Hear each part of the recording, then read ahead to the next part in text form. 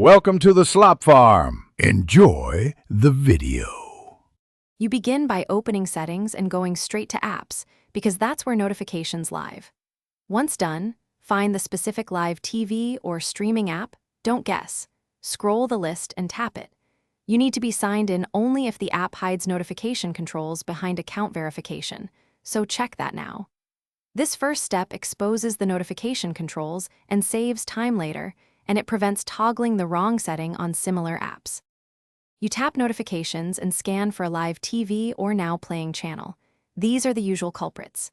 Then, disable Allow Notifications or switch off that specific channel so you stop banners and sounds.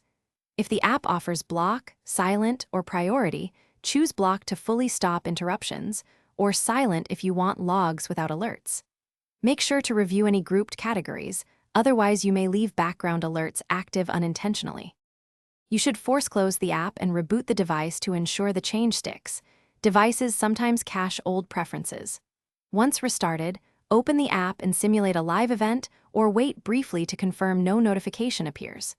If notifications persist, check system-wide Do Not Disturb rules, battery optimization, or app-specific notification channels. Also update or reinstall the app as a last resort. If nothing works, temporarily revoke permissions, then re-grant only necessary ones. Thanks for watching. Consider subscribing if we helped you today.